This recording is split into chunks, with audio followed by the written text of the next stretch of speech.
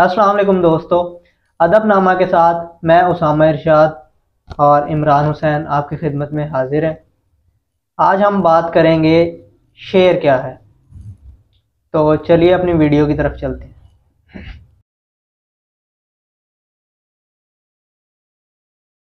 जैसा कि शायरी पे जब बात होती है तो सबसे पहली और बुनियादी चीज़ इसमें यही है कि शेर क्या है, उसकी माहियत क्या है, उसकी हैत क्या है और शेर क्या चीज़ क्या है। तो इस हवाले से एक तो ये बात है कि शेर शायरी की एक बुनियादी इकाई है। चाहे वो शायरी की जो भी इसनाफ हों, चाहे वो गज़ल हो, नज़्म हो, मसनवी हो, बालिहाज़ मौजू या बालिहाज़ स्ट्रक्चर हैत, तो उन सब में एक जो बुनियादी इकाई है वो शेर है। तो शेर क्या है, आज हम इस पे बात करेंगे, ये हमारा मौजू है। तो दोस्तों, शेर जो है इसकी मुख्तलिफ़ मशाहिर ने मुख्तलिफ़ तारीफ़ें की हैं। मगरबी मुफक्किरीन ने भी इस पे बहुत सी तारीफ़ें की हैं, इस पे बहुत से मबाहिस हैं। मशरक़ी मशाहिर ने भी शेर की तारीफ़ें की हैं। तो आज हम देखते हैं कि शेर की क्या मबाहिस हैं और शेर की क्या तारीफ़ें की गई हैं। तो एक मगरबी नाक़िद मैथ्यू आर्नल्ड वो कहते हैं कि शायरी तनकीदे हयात है। इन असूलों के तहत जो शायराना सदाकत और शायराना हुस्न के मुकर्रर करदा है। ये मैथ्यू आर्नल्ड का कौल है। आम तौर पर जो शेर की तारीफ़ें की जाती हैं कि शेर तख़य्युल की ज़ुबान है, शेर जज्बात के इजहार का नाम है, शेर मुतरन्नम ख़याल का नाम है। तो ये ऐसी तारीफ़ें हैं जो कि जिनमें जामियत नहीं है, मतलब ये तारीफ़ें मुकम्मल नहीं हैं कि जिसमें अब हम आगे देखेंगे कि दूसरे मुफक्किरीन शेर के हवाले से क्या कहते हैं। हमारे पास एस.टी. कॉलरिज हैं, वो शेर के हवाले से बात करते हुए कहते हैं कि शायरी इंशा की वो किस्म है जिसका मकसद मुसर्रत पहुंचाना है, ना कि उसका मकसद सदाकत है। जबकि बिल्कुल इसके बरअक्स डॉक्टर जॉनसन शायरी की या शेर की तारीफ़ करते हुए कहते हैं कि शायरी मुकफ़ा इंशा है और शायरी का मकसद मुसर्रत और सदाकत का पहुंचाना है, उन दोनों का एक पैबंद लगाना है। तो दोस्तों, ये शेर के हवाले से मगरबी मशाहिर की कुछ आरा हैं कि वो शेर के हवाले से क्या कहते हैं। अब आपको उसामा इरशाद बताएंगे कि मशरक़ी मशाहिर की क्या आरा हैं शेर के मुतल्लिक़, उनके क्या नुक्ता है नज़र हैं कि शेर क्या है। तो जी उसामा इरशाद।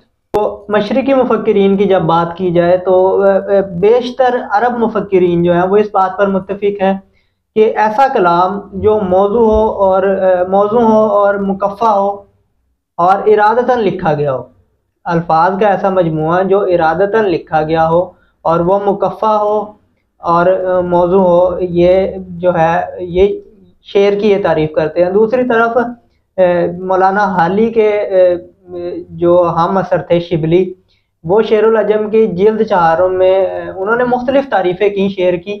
बहरहाल जो वो एक तारीफ़ पे पहुँचे वो ये है कि शेर जो है वो आपके जज्बात की अक्कासी है।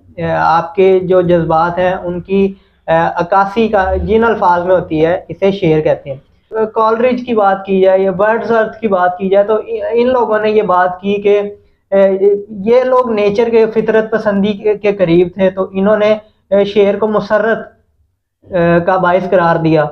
दूसरी तरफ अगर कोई शख्स जिसका ताल्लुक तरक्की पसंद तहरीक से है या अदब बराए ज़िंदगी की बात करेगा, तो वो ये कहेगा कि शेर आपका जो आप शेर कह रहे हैं वो किस तरीके से इंसानी ज़िंदगी को फ़ायदा पहुँचा रहा है।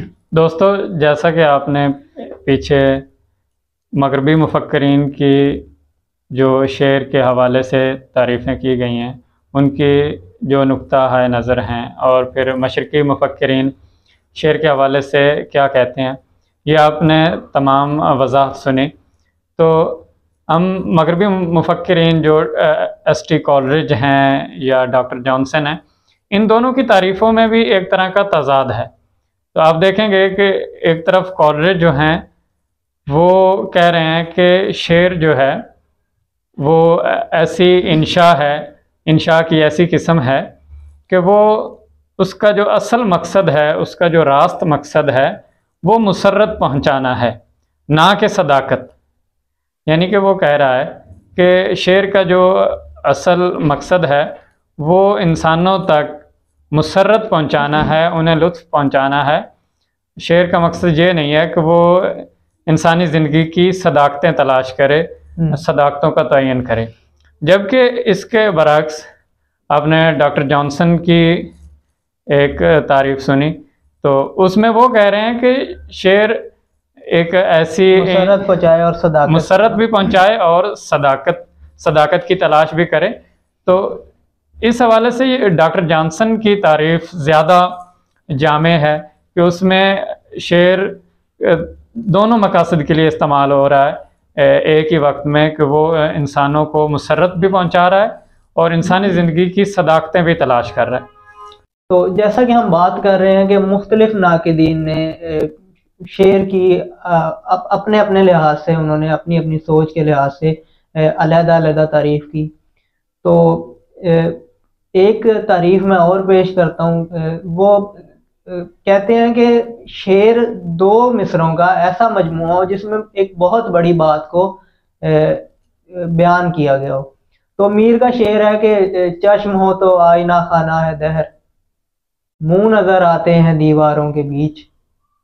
غالب کے بہت سے اشعار ایسے ہیں، ابن مریم ہوا کرے کوئی، میرے دکھ کی دوا کرے کوئی۔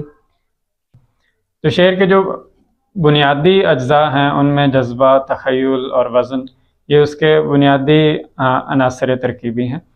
تو جیسا کہ آپ کو پہلے بھی بتا رہے تھے کہ شعر کی خوبی یہ ہے کہ کم سے کم الفاظ میں بڑی سے بڑی بات کی جائے، تو یہ شعر کی خوبی ہے۔